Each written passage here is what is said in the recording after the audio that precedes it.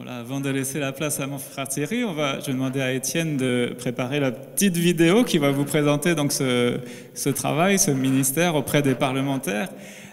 Vous savez qu'il y a plusieurs milieux dans lesquels il y a besoin, il y a la possibilité d'avoir une aumônerie. Donc un aumônier, c'est quelqu'un qui... Alors ça peut être dans différentes religions, mais un aumônier, c'est quelqu'un qui va se tenir à disposition d'un public, tu me corrigeras, hein, qui va se tenir disponible auprès d'un public particulier et qui va avoir l'occasion d'accompagner certaines personnes dans leur foi. Donc il y a des aumôniers en prison, il y a des aumôniers du sport, il y a des aumôniers à l'armée. Et d'ailleurs, cette semaine, pas plus tard que cette semaine, j'étais en déplacement sur Saint-Germain-en-Laye. J'ai rencontré un frère qui, voilà, il a reçu quelque chose. Le Seigneur est en train de le conduire pour être un aumônier au sein des armées. Donc voilà, il y a plusieurs milieux comme ça, des aumôniers dans les hôpitaux. Voilà, plusieurs milieux comme ça. Et donc il y a un travail comme ça qui se fait. Et là, il y a aussi une aumônerie auprès donc, de nos politiques, nos dirigeants, les parlementaires. Et donc voilà, on va regarder cette petite vidéo et puis je vais laisser ensuite Thierry la liberté de nous présenter tout ça. Je ne sais pas si tu le fais avant ou pendant ou après le message, mais tu as toute liberté de nous apporter ce que tu veux. Voilà, on regarde la petite vidéo puis je laisse la place à Thierry. Je m'appelle Thierry Le Gall, je suis pasteur, directeur du service pastoral du Conseil national des évangéliques de France auprès des parlementaires, au Sénat et à l'Assemblée nationale. Le service pastoral auprès des parlementaires a été créé en janvier 2016 par le CNEF pour proposer aux parlementaires qui le souhaitent un accompagnement chrétien, pastoral, mais aussi pour répondre aux nombreuses questions que les députés et sénateurs se posent à propos du protestantisme évangélique et de la croissance de nos églises. Le Conseil national des évangéliques de France est une fédération qui regroupe un peu plus d'une trentaine d'unions nationales d'églises et près de 200 associations à vocation nationale. Le CNEF tient à la disposition du Parlement des experts dans différents domaines pour participer à des auditions, comme cela a déjà été fait, sur l'éthique, la bioéthique, l'action sociale, l'éducation, la famille, le travail, l'engagement associatif. Retrouvons-nous pour parler d'espérance, pour parler de la foi en Jésus-Christ, puisque les protestants évangéliques sont des citoyens comme les autres qui rêvent d'un monde meilleur, animés par leur foi, animés par leur enthousiasme et leur envie d'être au service du bien commun.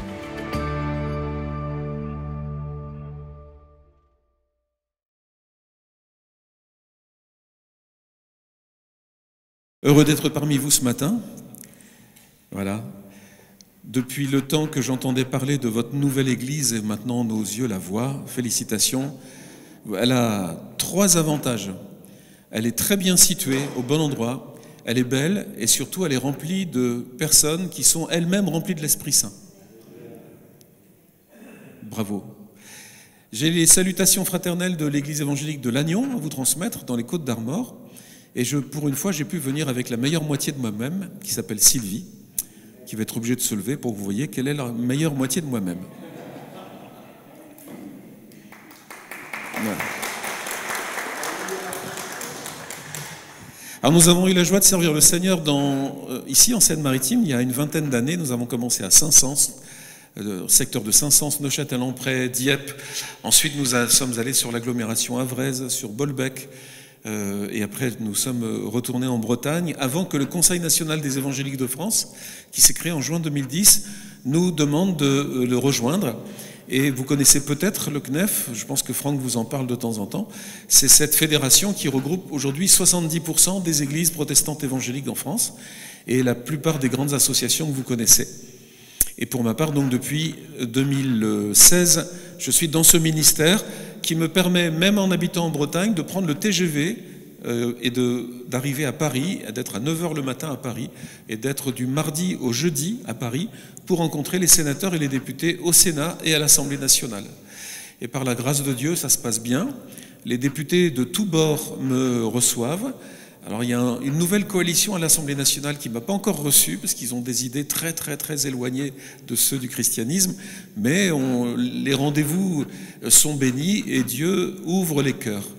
Cette aumônerie, elle n'est pas là pour faire de l'évangélisation, mais comme l'a dit Franck tout à l'heure, je suis à disposition de ceux et celles qui se posent des questions sur la foi, et ceux qui veulent connaître nos opinions, nos points de vue, pourquoi nos églises sont en croissance, pourquoi est-ce qu'il y a des conversions, pourquoi est-ce qu'on fait encore des services de baptême aujourd'hui au XXIe siècle. Il se passe quelque chose dans le cœur des Français et ça les intéresse. Parce qu'il faut prier pour eux, parce que ces hommes et ces femmes qui nous gouvernent, que ce soit des maires, des adjoints aux maires, des conseillers municipaux, des députés, des sénateurs, des ministres, sont des hommes et des femmes qui se sont mis au service du bien commun pour faire tourner, pour faire fonctionner nos institutions et nos territoires. Et pour nous, chrétiens, le Seigneur nous appelle à nous équiper de 3 qualités principales dans ces temps qui sont compliqués. Tout à l'heure, nous l'avons entendu en introduction de ce culte. Dans le prophète Jérémie, au chapitre 29, je vous invite à lire à partir du verset 4.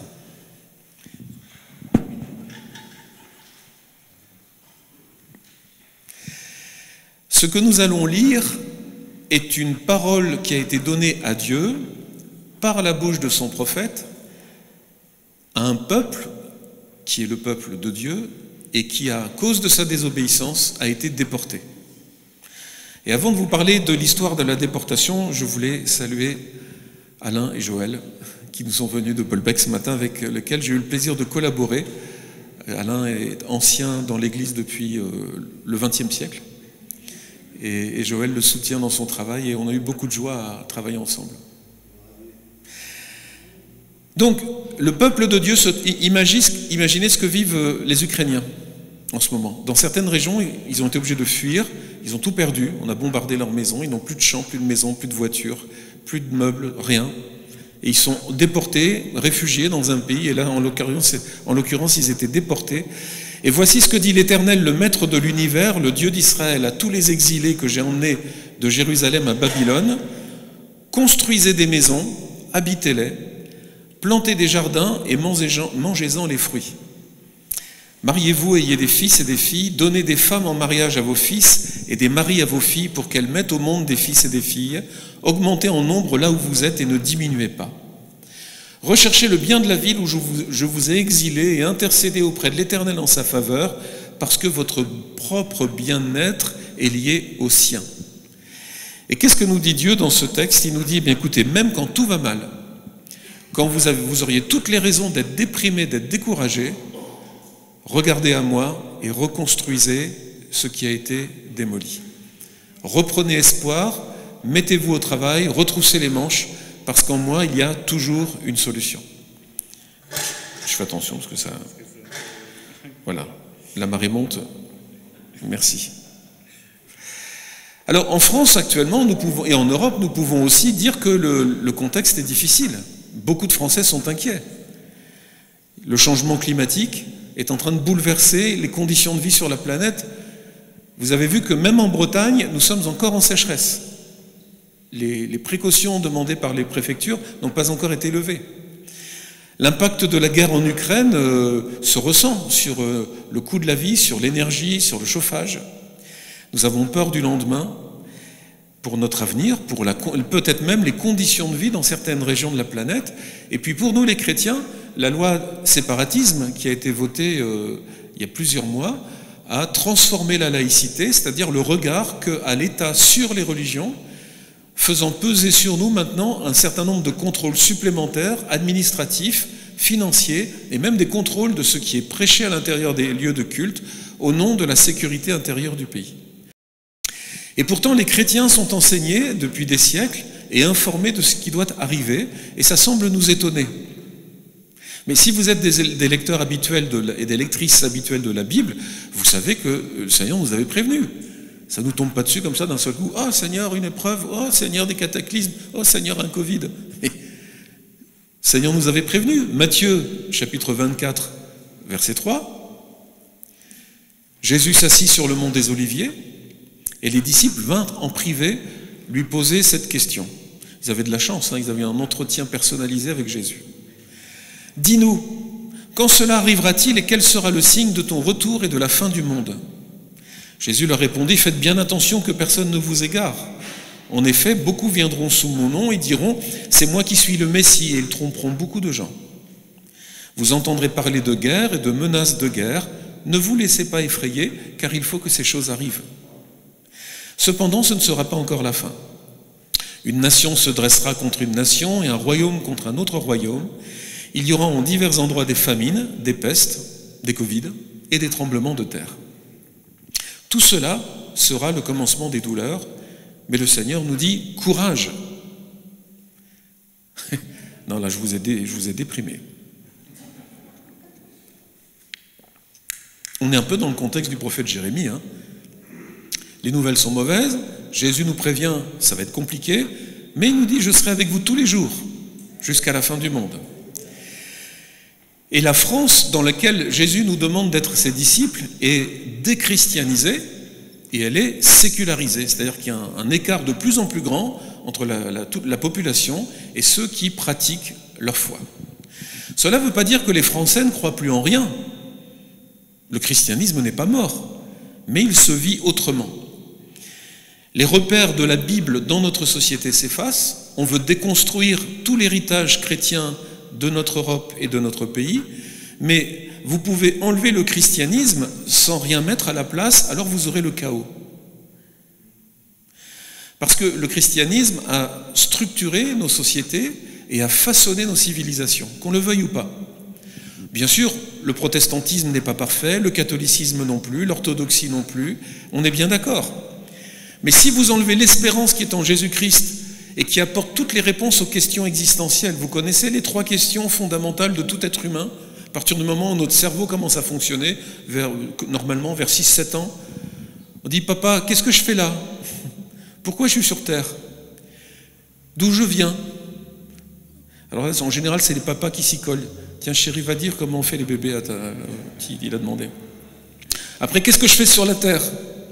Et qu'est-ce qu'il y a après?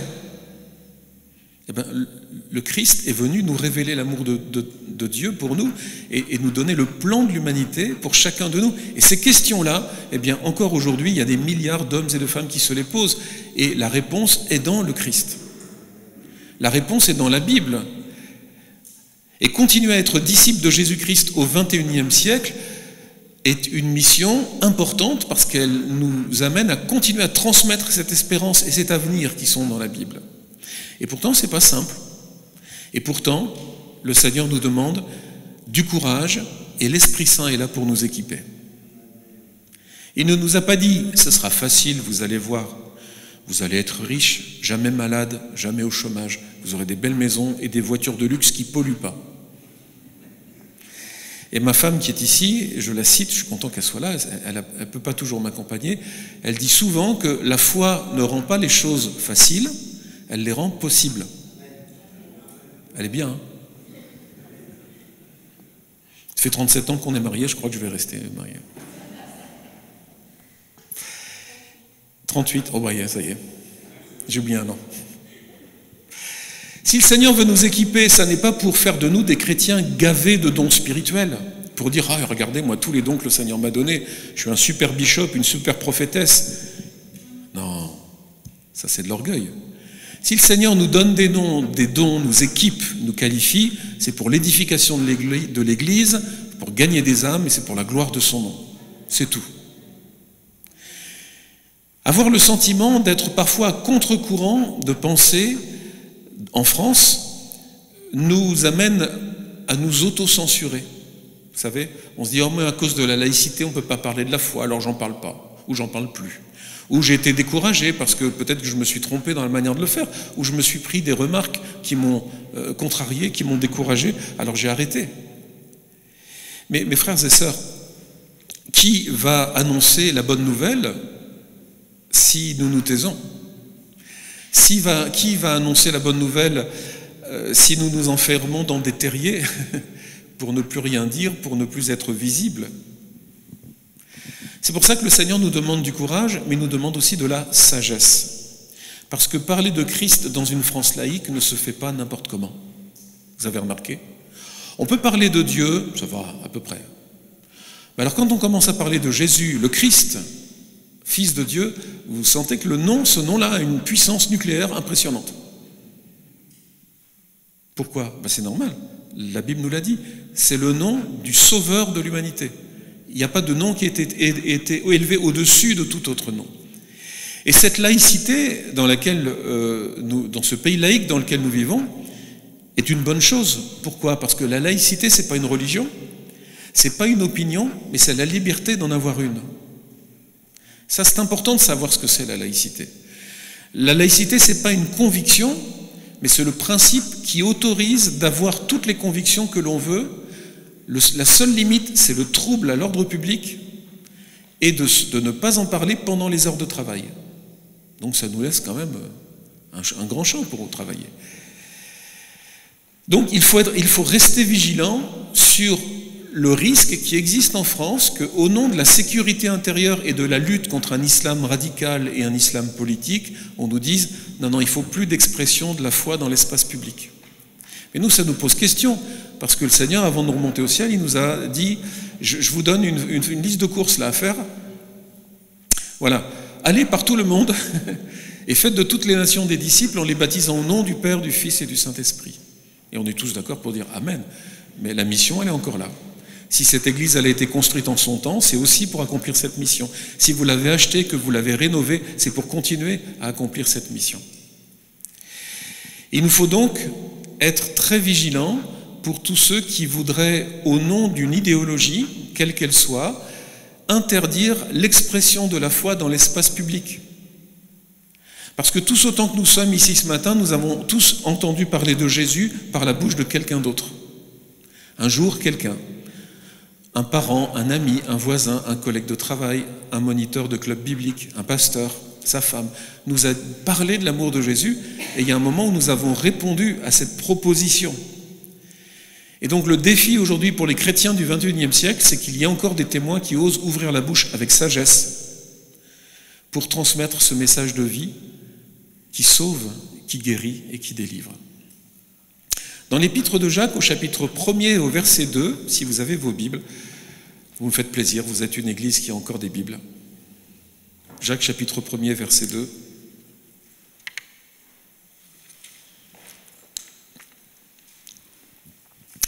C'est un enseignement qui nous encourage à la sagesse et au courage. Mes frères et sœurs, considérez comme un sujet de joie complète les diverses épreuves auxquelles vous pouvez être exposés. Facile à dire quand tout va bien. Pourquoi? Sachant que la mise à l'épreuve de votre foi produit la persévérance. Mais il faut que la persévérance s'accomplisse parfaitement sa tâche, afin que vous soyez parfaitement qualifiés, sans défaut et qu'il ne vous manque rien. Et qu'est-ce qui pourrait nous manquer? Si l'un de vous manque de sagesse, qu'il la demande à Dieu, qui donne à tous simplement, sans faire de reproche, et elle lui sera donnée. Mais qu'il la demande avec foi, sans douter, car celui qui doute ressemble aux vagues de la mer que le vent soulève et agite de tous côtés. Amen. On nous a souvent reproché, nous les chrétiens évangéliques, de manquer de sagesse dans la manière de témoigner de notre foi.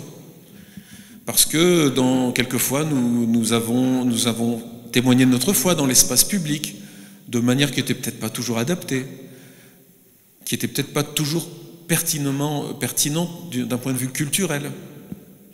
Si je viens avec un mégaphone sur le marché de Fécamp et que je crie « Le Seigneur revient, convertissez-vous », ça va durer 5 minutes, la police municipale va arriver, et elle aura raison. Pourquoi? Parce que je vais troubler l'ordre public. Parce qu'en France, ça ne se fait pas. Mais lors d'un de mes voyages au Bénin, en Afrique, je l'ai vu faire sur un marché et ça ne dérangeait personne parce que culturellement c'est intégré, on peut le faire. Donc vous voyez, et le Bénin ou la France ne sont pas comparables, mais ce qui est possible dans un pays ne l'est pas forcément dans l'autre. Donc lorsque nous voulons annoncer Christ ressuscité, Christ qui aime, Christ qui sauve, Christ qui libère, on le fait de manière pertinente et adaptée à Fécamp.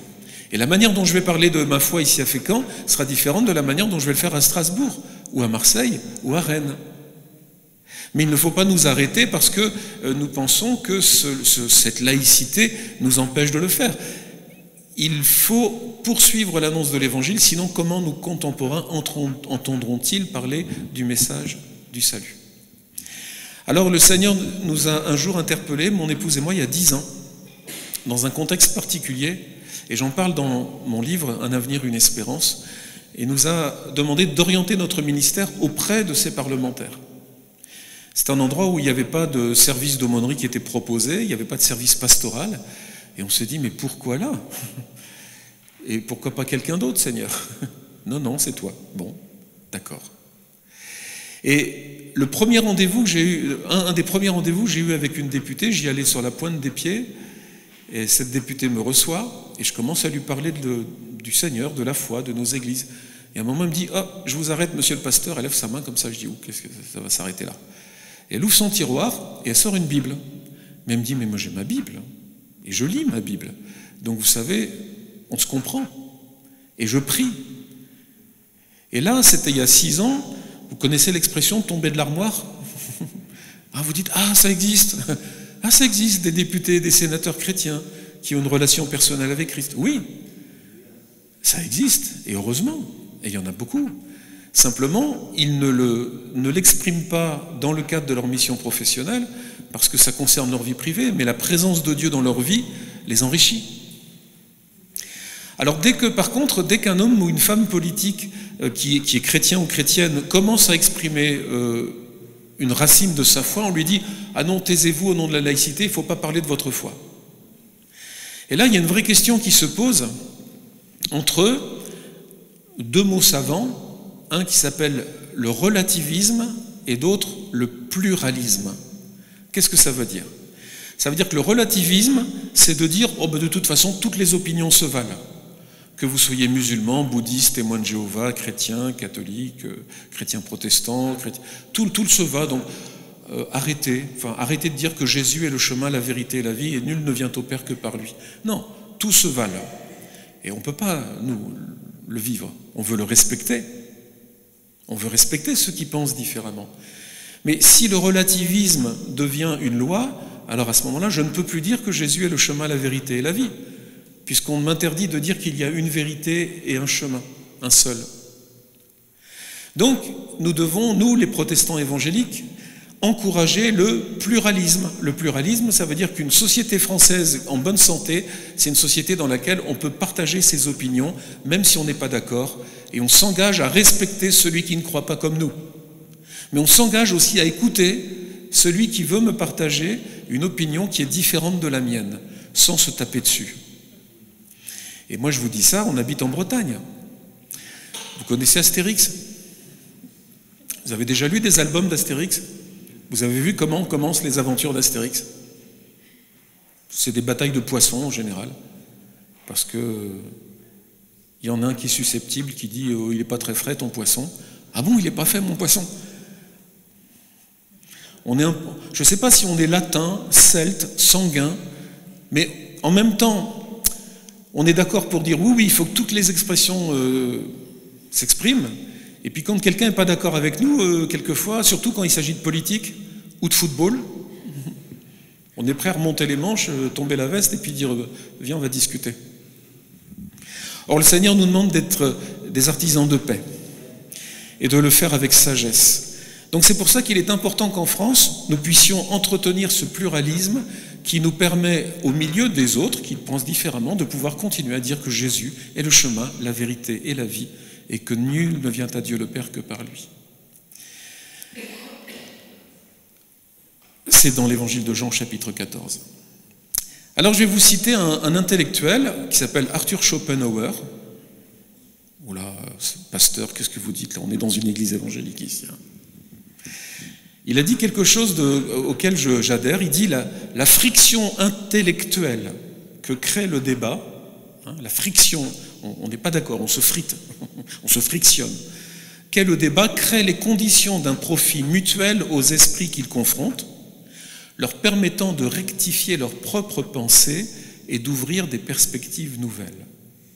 Ça veut dire que même si quelquefois vous parlez de votre foi et que la personne elle discute parce qu'en disant ouais c'est n'importe quoi, puis la fin dans le monde et puis les évangélistes au Brésil et aux États-Unis c'est n'importe quoi, etc. Discutons. Et j'aimerais t'ouvrir une perspective nouvelle en t'expliquant ce qui est celui qui vit en moi et qui a transformé ma vie. C'est ça, ouvrir une perspective nouvelle, c'est ouvrir une perspective vers les cieux et vers le Seigneur. Mais tout en affirmant nos convictions chrétiennes avec courage et sagesse, nous voulons dénoncer toute forme de discours religieux qui viserait à exclure l'autre au nom de la foi. Un chrétien ne peut pas être raciste. Un chrétien ne peut pas être xénophobe. Et je vais même vous dire, un chrétien ne peut pas être homophobe. Nous pouvons avoir des convictions sur l'éthique sexuelle, sur l'éducation, sur la santé, mais le Christ est mort pour tous et pour toutes. Après, nous avons des convictions, nous avons une doctrine, nous avons une éthique. Elle est claire. Mais nous ne pouvons pas rejeter quelqu'un au nom de l'amour de Christ, ça n'existe pas. J'ai lu hier qu'au temps de l'esclavage, ceux qui organisaient l'esclavage des personnes africaines vers l'Europe ou vers les États-Unis avaient créé une Bible spéciale pour les esclaves, parce que la majorité des esclaves étaient chrétiens, étaient croyants, c'est ce qui leur a permis de tenir d'ailleurs. Simplement, ils avaient expurgé cette version de la Bible en enlevant tous les versets qui parlaient de liberté et d'affranchissement de l'esclavage. C'est incroyable. Comment on avait falsifié le sens de la Bible. Il faut demander pardon au Seigneur pour ça. Pour alimenter dans la foi les esclaves que l'on voulait faire travailler dans des conditions épouvantables, tout en leur permettant de garder la foi, parce qu'on savait que la foi leur donnait du courage. Aujourd'hui, nous vivons en République française et nous vivons dans un beau pays. Je crois que le frère qui nous a conduits dans les champs l'a dit, et je confirme. Mais il faut que nous vivions côte à côte en étant capables de nous enrichir par la foi que nous avons et non pas nous retrouver face à face dans la rue à nous battre parce que nous ne sommes pas d'accord. Il nous faut du courage, il nous faut de la sagesse et enfin, il nous faut de la compétence. Il y a de plus en plus de chrétiens qui s'engagent dans les conseils municipaux. Vous savez ce qu'on fait dans un conseil municipal? Peut-être qu'il y a des élus parmi nous. Il y en a? Oui? Ah, il y a un élu? Bienvenue. On passe du temps au service du bien commun. Le Seigneur nous l'a dit. Fais à ton prochain ce que tu aimerais que l'on te fasse à toi-même. Donc si j'ai envie de rouler sur des routes en bon état, eh bien, je vais rentrer dans le conseil municipal ou à l'urbanisme et on va réfléchir à des solutions pour trouver des financements, quelles entreprises on va faire et comment on va faire pour travailler sur l'assainissement, sur les routes, remplacer la chaudière de l'école qui tombe en panne, comment on va faire pour payer l'électricité alors que c'est de plus en plus cher, comment on va faire pour l'éclairage public, pour la sécurité, pour la caserne des pompiers et j'en passe. Tout ça, c'est de la politique municipale. Et je bénis le Seigneur pour tous ceux qui passent du temps au service du bien commun. L'Armée du Salut, c'est une organisation évangélique qui a été fondée à la moitié du XIXe siècle par William et Catherine Booth, qui étaient pasteurs méthodistes et qui travaillaient dans les quartiers ouvriers de Londres. Et à l'époque de la révolution industrielle, on a fait venir massivement des campagnes, des familles entières pour les faire travailler dans les usines. Alors tout le monde avait du travail, mais c'était un travail dans des conditions épouvantables. Et William et Catherine Booth, au nom de l'amour que le Seigneur avait mis dans leur cœur, ils ont été émus de compassion. Et ils se sont dit, on doit faire quelque chose. Et ils ont structuré une aide sociale comme si c'était une armée pacifique. Et ils ont basé leur action sur 3 mots. Est-ce que vous connaissez les 3 mots clés de l'Armée du Salut? La soupe, le savon et le salut. Vous connaissiez? Pourquoi? Ils ont compris que l'être humain, les hommes, les femmes, les enfants, doivent être pris en compte dans leur dimension. On utilise ça en théologie, un mot holistique. C'est-à-dire qu'on n'est pas simplement une âme, mais on est un corps et un esprit, et que le Seigneur a toujours pourvu, Jésus a toujours pourvu aux personnes qui étaient malades, qui avaient faim, qui avaient soif. Il n'a pas simplement pris en compte l'âme, mais aussi les corps et les esprits. Si quelqu'un a froid ou soif, vous ne pouvez pas lui dire « Allez, que Dieu te bénisse, je vais prier pour toi ». Et je sais que la personne ne va pas manger, va faire 3 repas dans 1 semaine. Un jour, je regardais un documentaire à la télé sur les Terre-Neuve de Fécamp. Et il y avait une dame, une Fécampoise de 50 ans, qui témoignait. et qui disait, mais moi quand j'étais toute petite, mon père était marin-pêcheur, il faisait les campagnes de morue, mais il y a des années où ça marchait pas, et où il rentrait et on n'avait pas d'argent à la maison. Et donc en général, on n'avait pas de cadeaux à Noël. D'autres avaient des cadeaux à Noël, mais moi, petite fille, j'avais 7-8 ans, j'avais pas de cadeaux. Et elle se souvient qu'un jour, le seul cadeau qu'elle a eu, c'était une poupée. On est venu lui offrir une poupée. Et vous savez qui est venu lui offrir une poupée? Les chrétiens de l'église évangélique de Fécamp. Ça remonte, hein, moitié du XXe siècle. L'église, votre église, à l'époque de sa création, avait eu à cœur de faire quelque chose pour les enfants pauvres des familles de pêcheurs qui étaient dans des conditions de vie difficiles. Je ne sais pas comment ils ont fait, mais tout ce que je sais, c'est que cette femme-là, qui a plus d'une cinquantaine d'années aujourd'hui, elle dit, moi je me souviens que le seul cadeau de Noël que j'ai reçu quand j'avais 7 ou 8 ans, c'est les chrétiens de l'église évangélique qui me l'ont offerte. Ah, ça c'est un témoignage à la gloire de Dieu. Et je crois qu'aujourd'hui, elle a une place pour Dieu dans son cœur, cette femme. Si elle me regarde sur YouTube, elle se reconnaîtra. Donc, la Bible ne nous offre pas un livre qui nous donne un ordre économique mondial où on aurait tous les sujets de politique qu'il suffirait de développer pour que le pays soit béni. Mais ce que nous pouvons faire, c'est prendre en compte la personne, une personne qui a faim, donnons-lui une soupe, à manger, un repas, si nous pouvons le faire, à côté de ceux qui le font déjà. Il y a des tas d'associations qui le font. Parce qu'une personne qui a faim ne va pas vous écouter longtemps. Elle va d'abord vous dire, elle aura raison, donne-moi quelque chose à manger s'il te plaît parce que j'ai trop faim. Et puis si la personne est mal habillée, qu'elle ne se sent pas digne et qu'elle n'a pas pris de douche depuis longtemps, elle saura qu'elle n'est pas assurée dans sa dignité. Et si vous lui proposez de s'habiller dignement et de pouvoir faire sa toilette, tout simplement, elle va se ressentir restaurée dans sa dignité. Et quand vous lui aurez donné à manger et à boire, que vous l'aurez restauré dans sa dignité d'homme ou de femme ou d'enfant, alors à ce moment-là, je vous promets, elle vous écoutera parler de Jésus. Et elle choisira librement d'accepter Christ dans son cœur ou pas. Nous vivons donc dans un pays où nous pouvons encore faire ces choses-là. La France n'est pas une dictature, hein, Dieu merci. Même si la laïcité, elle se resserre, si elle devient de plus en plus compliquée et de plus en plus exigeante, le Seigneur nous donne des libertés. Et dans 1 Timothée, au chapitre 2 et au verset 1er, Paul dit à Timothée, « J'encourage donc, à la fin de votre réunion de prière, non, en tout premier lieu, à faire des requêtes, des prières, des supplications et des actions de grâce pour tous les humains, pour les rois et pour tous ceux qui occupent une position d'autorité, afin que nous menions une vie paisible et tranquille, en toute piété et en toute dignité. » Je sais que votre couple pastoral le fait, mais n'oublions jamais de prier pour la mairie de votre ville, pour le conseil général, départemental, pardon, pour le conseil régional, pour vos députés, pour vos sénateurs, pour les ministres, pour le gouvernement.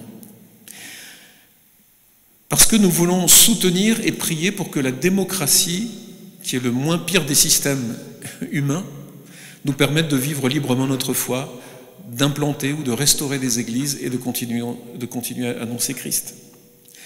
Dans 1 Pierre au chapitre 2 et au verset 12, nous avons même des recommandations en tant qu'Église, en tant que chrétiens. Parce que vous savez que l'Église, elle existe sous au moins 2 formes. L'Église rassemblée et l'Église dispersée. Là, en ce moment, nous sommes l'Église rassemblée. Dans quelques instants, tout à l'heure, après qu'on se soit dit au revoir, l'Église va se disperser. C'est-à-dire qu'on va quitter ce bâtiment. Mais ce n'est pas parce que vous allez quitter le bâtiment que l'Église ne sera plus Église. Vous continuerez à être l'Église dispersée sur tout le territoire là où le Seigneur vous a placé. Toute la semaine, nous sommes Église. Ayez une bonne conduite au milieu des non-croyants, afin que là même où ils vous calomnient, comme si vous faisiez le mal, 1 Pierre chapitre 2 verset 12, ils remarquent votre belle manière d'agir et rendre gloire à Dieu le jour où il interviendra. À cause du Seigneur, et non pas à cause des amendes que vous pourriez recevoir, soumettez-vous à toutes les institutions établies parmi les hommes, soit au roi parce qu'il est au-dessus de tous, soit aux gouverneurs parce qu'ils sont envoyés par lui pour punir ceux qui font le mal et approuver ceux qui font le bien. En effet, c'est la volonté de Dieu qu'en pratiquant le bien, vous réduisiez au silence l'ignorance des hommes dépourvus de bon sens. Comportez-vous en homme libre, sans faire de la liberté un voile qui couvre la méchanceté, mais en agissant au contraire comme des serviteurs de Dieu. Respectez chacun, aimez les frères et sœurs, craignez Dieu, honorez le roi. Amen. Donc, dans ce message que je vais conclure, vous avez compris que je vous ai encouragé à cultiver 3 aspects. Le courage, la sagesse et de mettre vos compétences au service de notre société. La société française vit une période difficile et elle a plus que jamais besoin des chrétiens. C'est surtout dans ces moments-là où nous avons besoin de témoigner de notre solidarité avec les frères et sœurs, mais aussi avec ceux qui habitent dans nos quartiers, dans nos villages. Vous savez que dès le IIe siècle, ce sont les chrétiens qui ont implanté des hôpitaux, des hospices, des asiles de charité, parce que ça n'existait pas. Et c'est pas venu d'ailleurs, ce sont les chrétiens qui, au nom de l'amour de Dieu, de ce qu'on appelle la charité chrétienne, ont implanté et ont géré pendant 1800 ans, en France, les établissements hospitaliers, médico-sociaux, les asiles, les lieux de refuge, les lieux d'accueil de nuit et de soir. C'est une tradition chrétienne, même si elle a été reprise au compte de la République depuis relativement peu de temps. Martin Luther King, le pasteur évangélique qui a allumé la flamme de la lutte pour les droits civiques des Afro-Américains, a dit « Nous devons apprendre à vivre ensemble comme des frères, sinon nous allons mourir tous ensemble comme des idiots. Nous devons apprendre à vivre ensemble comme des frères et sœurs, sinon nous allons mourir tous ensemble comme des idiots. » Alors mes frères et sœurs, je termine. Et toutes ces expériences, ces témoignages de parlementaires chrétiens ou de parlementaires qui s'ouvrent à la foi, la manière dont le Seigneur nous a appelés à vivre ce ministère et les perspectives de ce que je vis aujourd'hui au cœur de ce ministère, en particulier sur le sujet de la fin de vie. En ce moment, nous travaillons beaucoup sur l'euthanasie, la fin de vie, le suicide assisté, qui est un vrai sujet sur lequel les chrétiens ont des choses à dire. Eh bien, le livre dont Franck vous a parlé pourra vous aider à retrouver ces pistes et ces sources. Notre société a besoin de chrétiens et des chrétiens qui vivent dans la lumière.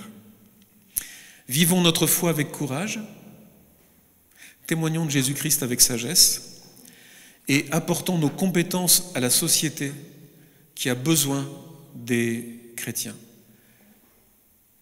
Elle a besoin des bonnes volontés chrétiennes, elle a besoin de chrétiens qui aiment, elle a besoin de chrétiens qui ont des idées nouvelles, qui ont des ressources à apporter pour régler les solutions.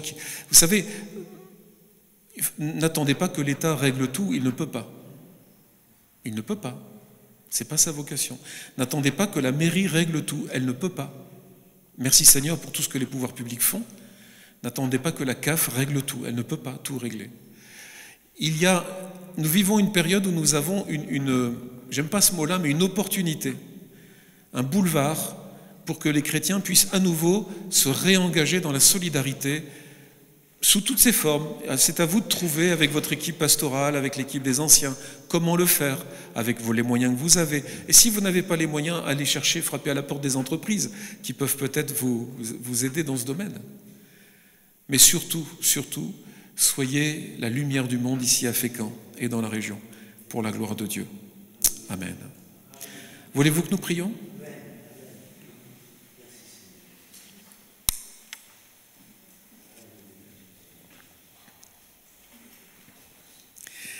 Seigneur, nous te demandons pardon pour toutes les fois où nous avons critiqué nos élus, critiqué le gouvernement, critiqué ceux qui ont des postes à responsabilité au lieu de prier pour eux et de les bénir. Seigneur, nous voulons te remercier pour notre pays. La France est un beau pays et pour la liberté de culte et d'expression que nous avons. Nous voulons rester vigilants, Seigneur, sur le risque d'érosion de ces libertés. Mais Seigneur, en attendant, nous te bénissons pour la grâce que tu nous donnes de vivre dans ce pays. Seigneur, aide-nous à témoigner de notre foi avec courage, avec sagesse, pour utiliser les bons mots et les bonnes attitudes. mais aussi de pouvoir engager nos compétences, notre temps libre, nos idées au service de ceux qui en ont besoin, que ce soit dans une association, à titre personnel, auprès de la mairie, des organisations. Seigneur, que ton peuple puisse se lever et participer à cet effort national dans une période difficile pour le monde, pour l'Europe et pour notre pays en particulier. Nous voulons avoir une pensée pour nos frères et sœurs ukrainiens qui subissent, Seigneur, cette guerre injuste. Merci pour la démocratie de notre pays que nous voulons défendre et protéger parce qu'elle nous permet de vivre notre foi de manière paisible. Seigneur, bénis mes frères et sœurs ici dans cette église, bénis leur couple pastoral, Franck, Sarah, tous ceux qui sont à leur côté pour faire fonctionner cette église dans le nom de Jésus-Christ. Amen.